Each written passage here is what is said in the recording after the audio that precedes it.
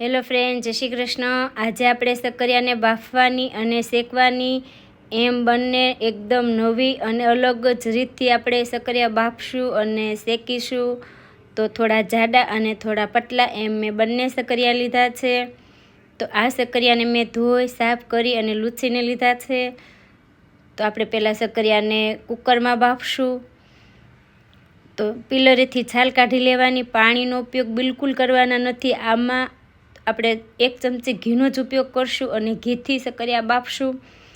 આ સક્કરિયા બાફેલા બહુ જ ફાઇન લાગશે અને સ્વાદ પણ એકદમ મસ્ત આવશે। ફક્ત 1 ચમચી ઘીથી સક્કરિયા એકદમ મસ્ત બફાઈ જશે। તો છાલનો ભાગ બધો જ કાઢી લેવાનો છે અને આ રીતના જાડા સક્કરિયા હોય તો 2 ભાગ અથવા 3 ભાગમાં સક્કરિયાને કટ કરી લેવાના।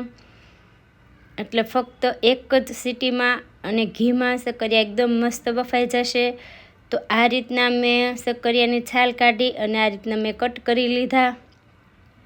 વધારે જાડા હોય તો 4 ભાગમાં કટ કરવાના અને પતલા હોય તો 2 ભાગમાં કટ કરવાના। એવી રીતે સક્કરિયાને આપણે કટ કરી લેશું। હવે મેં કુકર લીધું છે, એમાં આપણે આ સક્કરિયાને એડ કરશું। આ રીતના પહોળા એવી રીતે ગોઠવી દેવાના। હવે મેં જામેલું 1 ચમચી ઘી લીધું છે। 1 ચમચી ઘી ઉપર હું થોડું ઘી બીજું એડ કરીશ, અડધી ચમચી જેટલું પણ નહીં।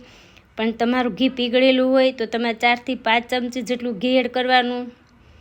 ગેસની ફ્લેમ એકદમ મીડિયમ રાખવાની, એટલે કે સ્લો રાખવાની અને ફક્ત 1 ચમચી જ ઘીનો ઉપયોગ કરશો તોય સક્કરિયા મસ્ત બફાઈ જશે। તો ફક્ત એક જ સીટી કરવાની છે, ગેસની ફ્લેમ મીડિયમ રાખવાની।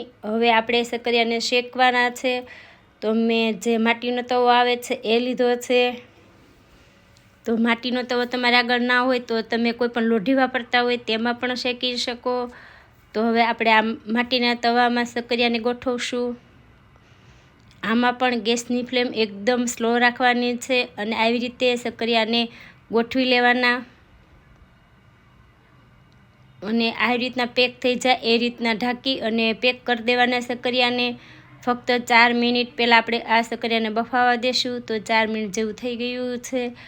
ગેસની ફ્લેમ બંધ કરી અને આ રીતે સક્કરિયાને ફેરવી લેશું।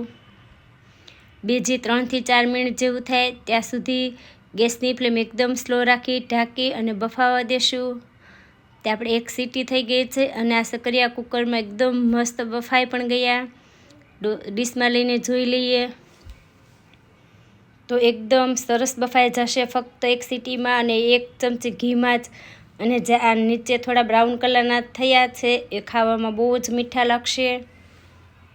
તો હવે આ સક્કરિયા શેકેલા છે એ પણ જોઈ લઈએ। તો આ રીતના છરીએથી જોઈ લેવાના, તો એ પણ સરસ બફાઈ ગયા।